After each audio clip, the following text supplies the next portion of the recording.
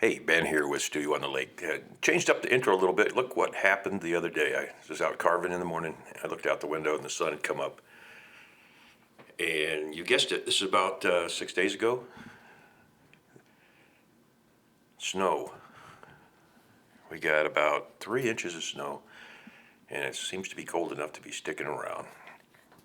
So I guess fall is starting to fade away and on into winter. But that's okay. We'll be out in the studio, or well, the stuga, not the studio, carving, and in the spring we'll get the studio rebuilt. So, hey, Jordy's been doing Christmas trees, and everybody's been doing my gnomes. So I thought I'd throw a Christmas tree out because I went to the dollar store and I found some Christmas tree lights, for just like Jordy did. And he's right, they're kind of fun. He's right on another angle. They're extremely labor intensive. I recessed the bottom of this. We'll show you that in the carving here. And thought I'd put it, why just build a tree? Why not go hog wild? And so here's a hog wild Jordy Johnson Christmas tree. The first and probably the last. But who knows? I don't know. Do you know? Who cares? Carry on.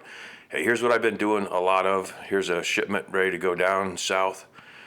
Selling like hotcakes. Everybody's seen the gnomes. Everybody's been doing gnomes. I think every carver that I look at has gnomes. So how do you start? You start with a chunk of basswood. And I thought originally, and then, oh yeah, you got to go to the dollar store. They're different names, Dollar General, whatever. But I picked up some lights. I thought it was a little bit too thick, so I sawed it in half. Turned out to be beautiful, workable basswood in the center of it. It's a shame to turn it into a Christmas tree, but that's going to happen anyway. So, my original thought on this was I didn't want to make too tall a tree. The lights come in sets of 10 and 20.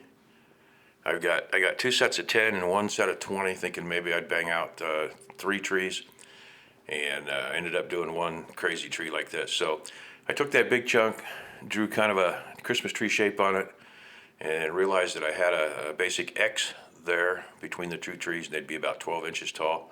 That's the X, and took it back over the bandsaw and whacked out one tree taller and then a shorter tree. So you see that one on the left there where my thumb is sitting there, there's a big knot and a knurl, and it's sticking out, and I eventually cut that off. So here's a tree. I've been doing some commission work, and this is a sample that I sent off for, I got 2 really big commissions. They're going to take a couple months, and that's what I've been working on. But that tree was a sample for part of the project. I can't discuss the project because they haven't really given me permission to film that. They said they didn't have an issue with it, but we're in the process of building it. And the design firm that commissioned me and the owner of the property, it's a lodge up here, and it's a really huge project. I'm going to end up carving about 20 different pieces for that, for some cabinetry. And hopefully I'll get to film some of that and bring you in. But I want to get permissions on that before we do that. So, okay, so Christmas trees have branches that come to the front in addition to branches that go to the back. You can see I drew the base there, and that's a really neat little branch burl knob that's sticking out on the side. And I cut that off. I'll save that. That's to make a perfect little bird mount. So this is after I took it to the, right there on the stump. I grabbed the angle grinder and kind of put some contours in where I had sawn that.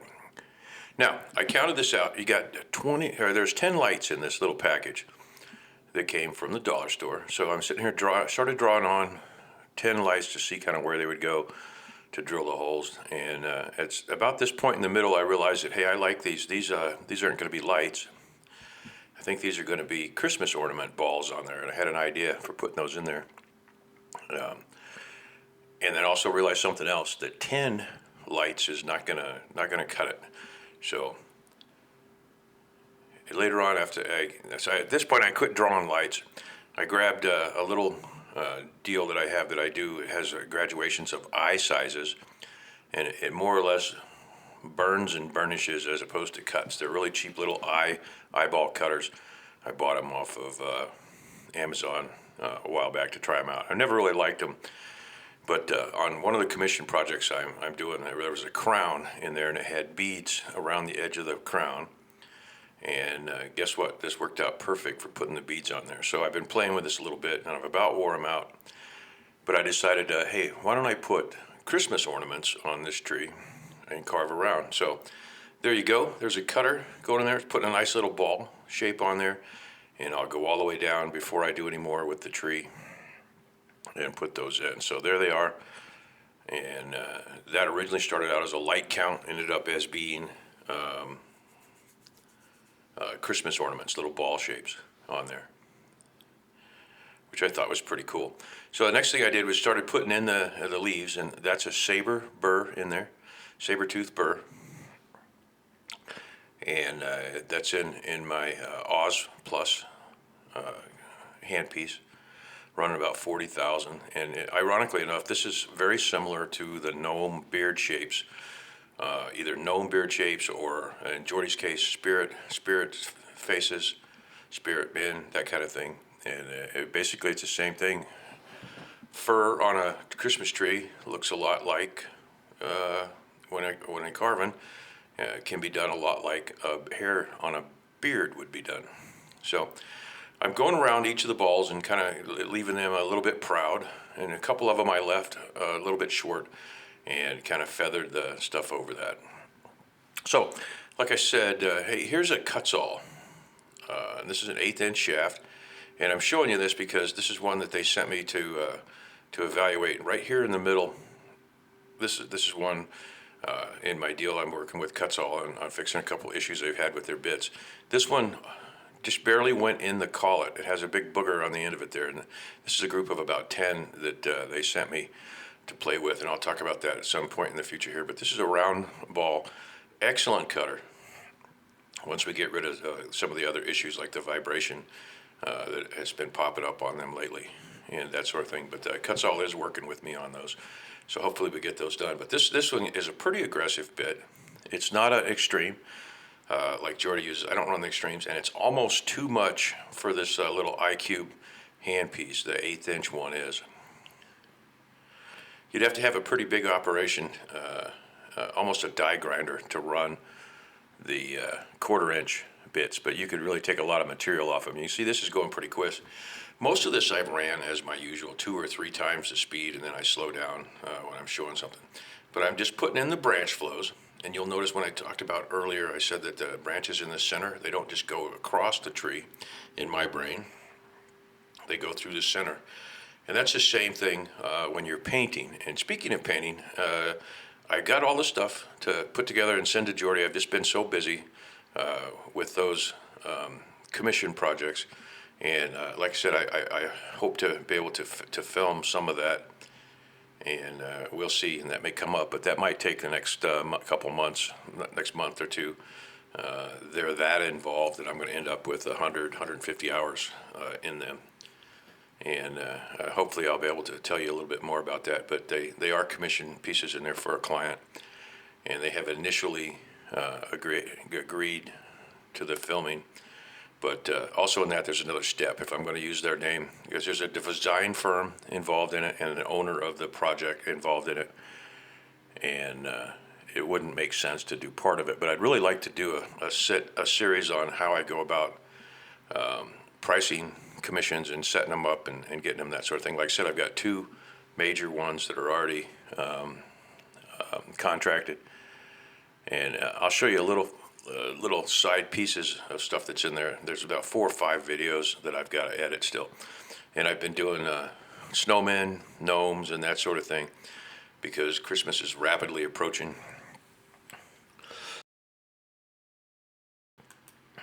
And they need to go down to the gallery.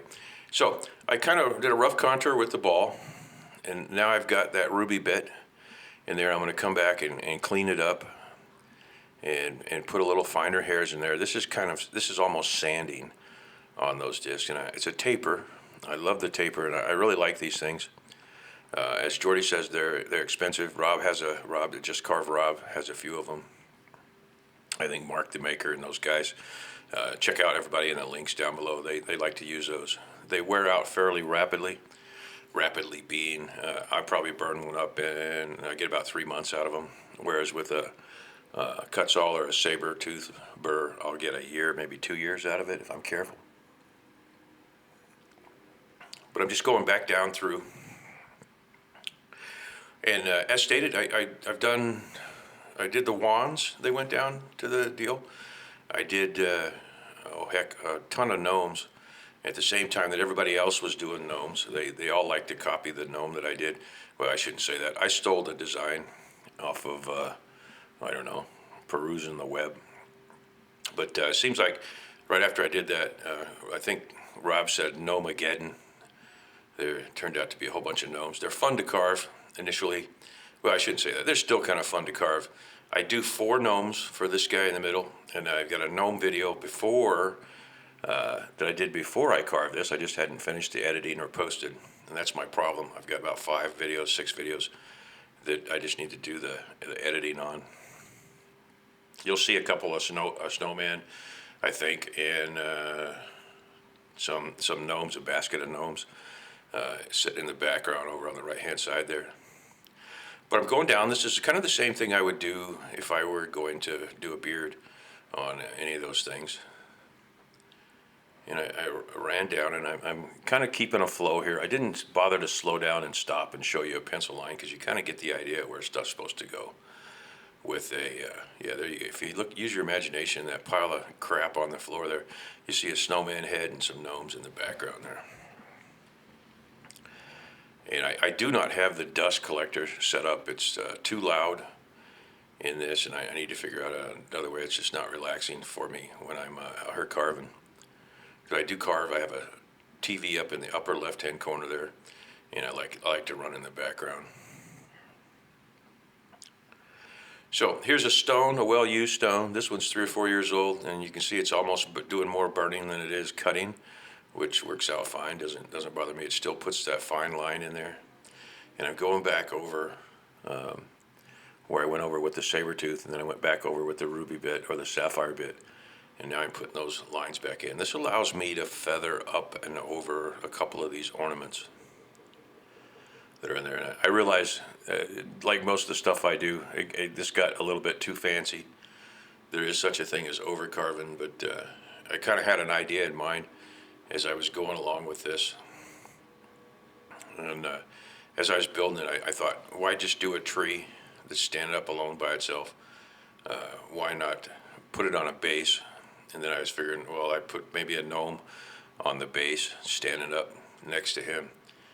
And then that got more complicated. And initially there were no balls in the tree. The balls, as I was doing circles of where I thought I might want to put lights, and found out that even this 12-inch tree, 15-inch tree, had way more lights than 10, and I'd have to put 2 strings together. I ended up using actually 29 lights on this one, a string of 10 and a string of 20, and I hooked them together. One light just wouldn't light on that, therefore we didn't have 30, so I cut that out and wired around it. So there's what the whole tree is going to look like. And I'm not going to torture you and make you watch me carve that all the way down through. I did come back and put in a couple of small, finer lines to get the flow and the feather, and I outlined those balls. So here we go. Dollar store. They are kind of fun, but they're a pain in the butt. And they are extremely high dollar. These I did just like Jordy does, and I pulled the caps off of them. So here you go. You can see I hollowed the back out, and I don't have a glue gun with me when I'm doing these, so I wanted them to be press fit in there and use a little bit with epoxy. So this is 2 strings hooked together. This is a 10 and a 20, and like I said, 1 light died, and I've drilled the holes already and counted them out, and I want the lights just to barely press fit in there, and then I'm going to come back when I do the epoxy on the base, and I'll fix those up. I also hollowed the back out a little bit, and at some point, I don't think I show you that in here. You can see a couple of lights are still popping out, and those I put a little bit of putty in around them to keep them flush. And I learned something, you would be better off painting this guy first and then putting the lights in. All right, so this is a quick, actually did a video, I did two of these. I did two gnomes back to back when I was doing production gnomes, kind of like the Christmas tree cards. If you're doing production work, it doesn't make sense. Production work being something for selling or completing a project. Project needs, like a couple of the commission stuff I'm doing, they'll be in those, there's pine cones on those. There's little fir trees on those. Let's see what else. Oak leaves and oaks. And when you're doing them, you have to figure out how to do 100 of them all at one time to go on there. So when I was playing with the gnomes, this is the gnomes are really simple shapes. You can see this is 4 gnomes. That's what I drew out, and you can see me double the red line. And the reason I did that was I thought they weren't tall enough. I didn't want short gnomes. So this has already got all the gnomes except for I think the last one cut off. I just took my little coping saw and poof, you have 4 gnomes. That's a quick way to production gnome. So these are the 4 gnomes that I had planned on putting on the base. Why I chose 4, I don't know. And that kind of goes around. And you can see they're just that same simple gnome. Eyes missing underneath the hat. On this one, I am going to leave the arms out a little bit proud because I thought rather than just have initially 1 gnome on there or 2 gnomes looking up at the tree, then I thought, well, man, that'd be pretty cool if I put that. I'm going to have to put it on a base. So why not have 3 or 4 gnomes with choir books singing, since it's a Christmas thing, right? So here's 4 gnomes. They're going to be very rapidly carved, and they're very simple.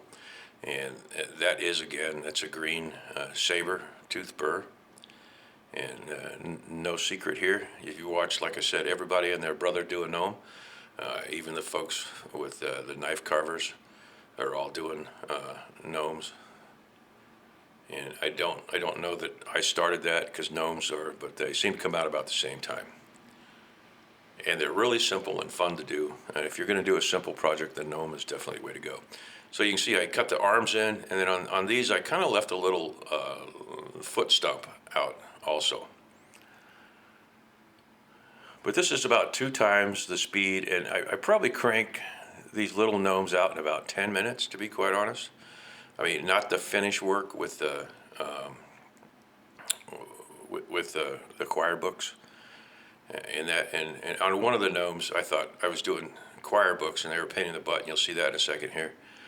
And I got to the point where I was doing 4, and I screwed one of them up, and then I didn't feel like doing another one, so I thought, well, one of them, there's got to be a conductor, right? So I gave one of them a baton so that he could conduct the other 3 singing in the choir singing. And there's really not a lot of time in these, probably 10 or 15 minutes at the most with each of these gnomes. As you see, this is 2.5 times the speed. And I'd have to look back to see how long this was. But I didn't put a whole bunch of detail in there. And poof, I did do a little more finish work on him. But there is a gnome. And he's part of the gnome choir. And voila, 4 of them. And you can see how they came out a little bit different, each of them. That's kind of what's fun about them. And then... So we need a base. So here's a base off another round of basswood, and we'd have 4 gnomes. Now this is before I decided that they needed to be choir gnomes.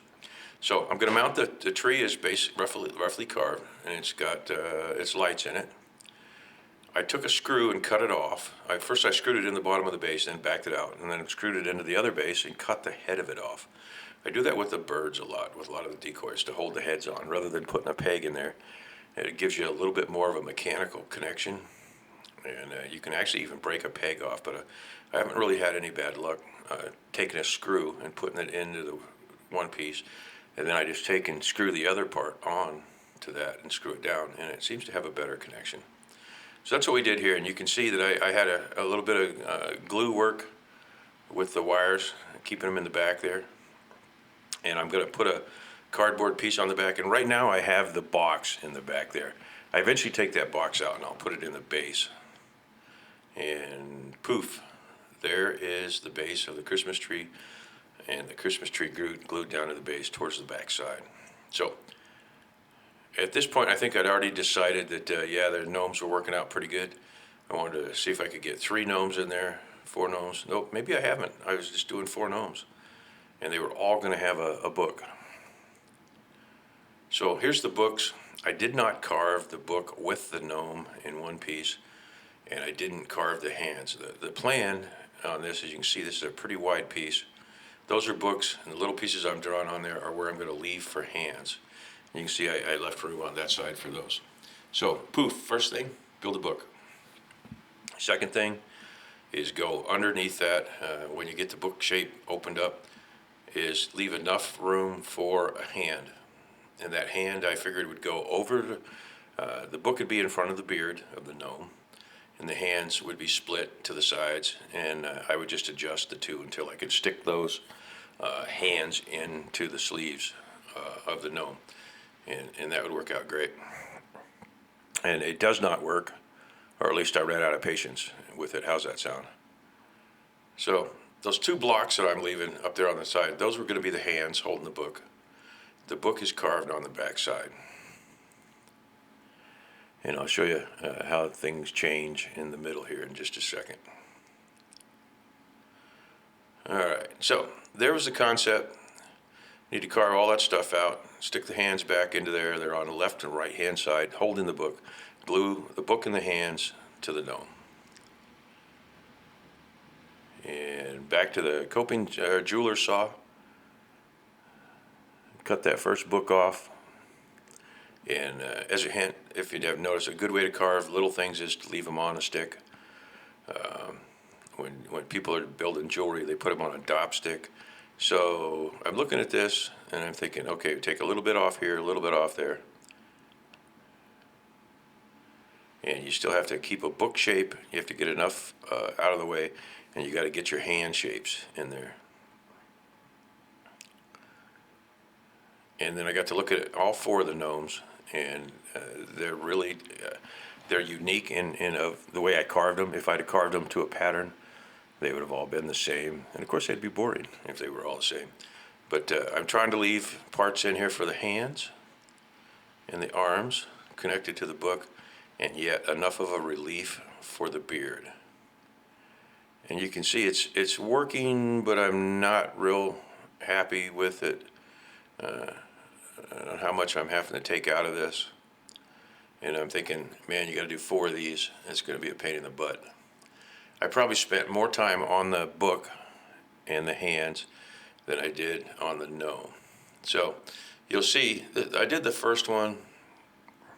I had him down in there where I could do that. It was becoming a pain to get the angle of the book, although I wasn't that concerned about the angle. I wanted him to be able to tilt it up towards him and read. And at some point, I thought, I'm not going to do 3 more of these with the hands and the relief. And so here's what I ended up doing. I took a needle grinder. This is a diamond one, a cheap one that came from Amazon, and one of those where you get 10 or 20 to a set, and they burn the hell out of everything.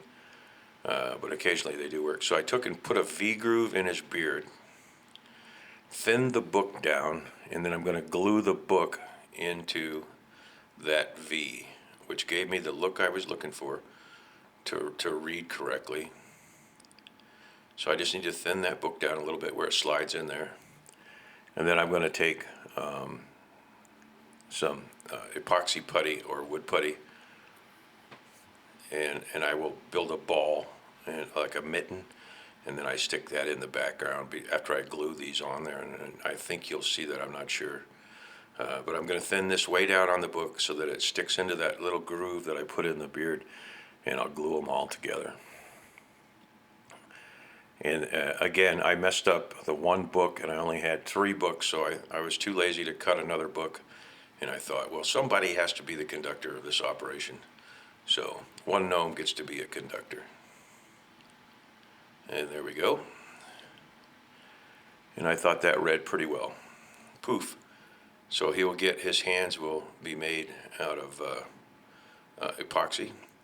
Right, so same thing. I took a nail, stuck it in the bottom of these gnomes with the pliers, cut the head of the nail off at a point, and I'm going to use that with a little epoxy, and I'll poke the nail down into the basswood and stick it'll give the gnome a little bit more of a purchase, and I don't have to sit there and hold them for 10 minutes. This is 5-minute epoxy. I think this is JB Weld. I use pretty much any brand. They all work relatively the same. So the first thing to do is to glue in the books. Poof, book.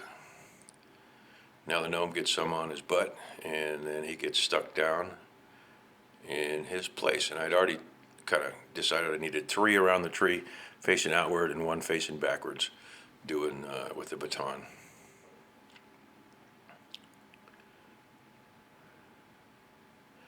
So gnome 2 with the book. And like I said, I will go back later with a little bit of the wood putty that I used to set eyes. And then I will, quick wood is what they call it. And then I will make a mitten, a ball of that, and then a mitten, and press it up underneath the book. And when it's painted, it reads real well. It's a cheesy way to do it, but it's quick and painless. Poof, 3 gnomes, and they're singing. There we go. That guy didn't get a book, he got a wand. Or a baton, I guess that would be. He's the conductor of the gnomes.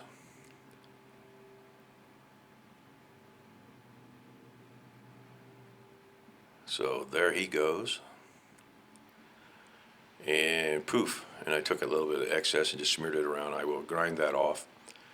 But there it is. You can see I've moved the base down into the back. I grooved it. I put a piece of paper on there, or like a artboard, and tied it. And then the bottom of that, you can reach under there and turn that on. And also it has 2 screws and a plate across the center holding that battery box in.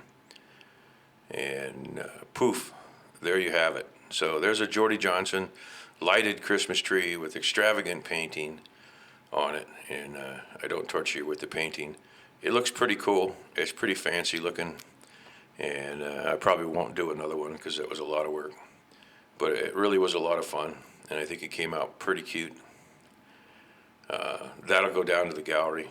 Probably I'm going to do a little more finish work on it. You can see I painted each book. I did a little more painting. I cleaned up their noses from the splatter there, and then I gold leafed put some gold paint on the outside of the books. And there you have it. There's a Jordy Johnson Christmas tree with a gnome edition with his lights, and the lights are a pain in the butt to do, but I can see where people like them and that sort of thing. Here's another video up on this guy. He's a snowman. This guy's I just started painting him, and threw him in at the end just to let you know some of the stuff that's going down there, and that's a rough snowman. Hey, thanks a lot. This has been Ben with Stu on the Lake. Many more to come. Please click the like, comment, and as always, subscribe. Thanks a lot.